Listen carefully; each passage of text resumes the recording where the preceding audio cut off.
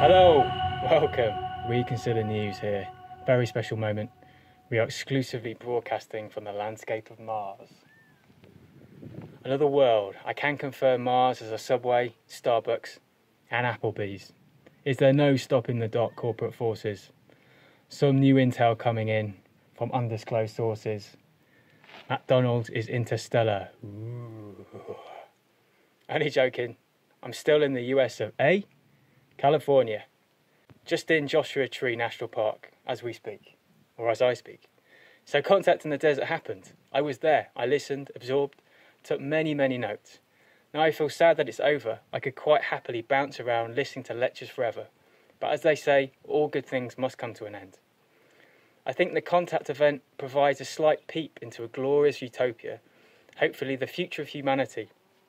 People living together in harmony, possibly surrounded by nature or with easy access to it, learning, laughing, eating properly and sleeping correctly. A life unchained from money slavery.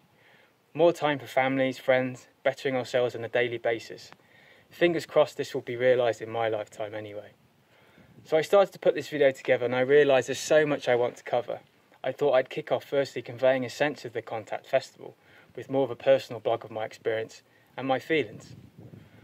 I'll then attempt maybe to expand on a few select topics from various lectures and summarise that way. So I arrived Thursday, 18th of May 2017, to a hot, otherworldly landscape. The Contact proceedings didn't start until Friday morning. In the end, I ended up visiting up to 18 lectures and workshops. There was so much on offer, some real high points. The entire schedule included maybe around 90 to 100 lectures and workshops. This is an astounding breadth of information for some real heavyweights in the field. Apparently this year's weather was much more favourable than the previous. Though from a pale Englishman's perspective, it still felt bloody hot to me. If I'm being honest, it's my first ever festival of an alternative nature. In my younger days, festivals tended to revolve around music. Obviously, Contact is a dry festival in that alcohol or drugs are not allowed. It's all about self-improvement, mental clarity and discerning information. So stimulants are really incompatible for an event like this. I feel sad that the festival is over, but I do feel energised and inspired to continue with our work. Regardless if my viewing figures remain low, it just still feels like the right thing to do. The launch of Reconsider News and connected videos are being conceived into an incredibly hostile environment, with demonetisation and the outright censorship of important content by monolithic forces of Google, Facebook and Twitter. But alas, though maybe this is another story for another day.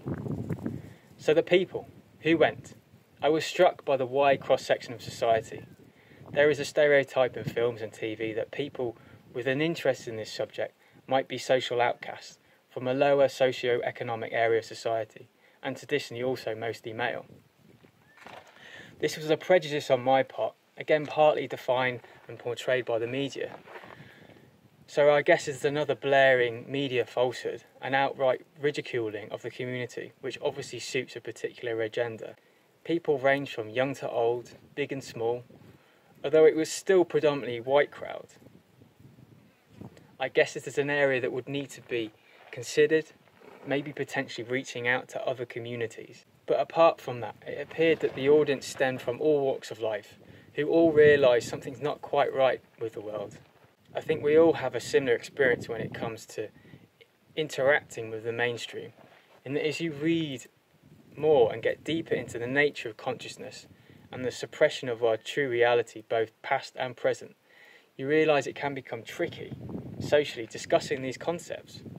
You have to pick carefully who you talk to. It's a little dance in your brain box.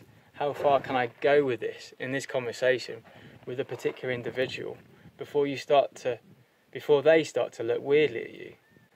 What was really liberating about this event, in a way, it was a safe space where all ideas are valid, where you didn't feel shy about expressing yourself. So what were the highlights? On a personal level, it was great to see the personalities in the flesh from documentaries I've watched or books I've read. It's hard not to get excited about information concerning the secret space program and the obvious consciousness shift and the level of understanding now people have. and how these concepts are also spreading quite quickly.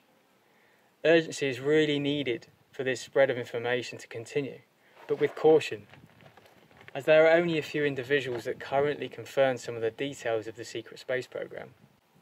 Key players involved in divulging secret space program information included Michael Salla, Corey Goode, David Wilcock, and to some extent Melinda Leslie. For me, these lectures were electric.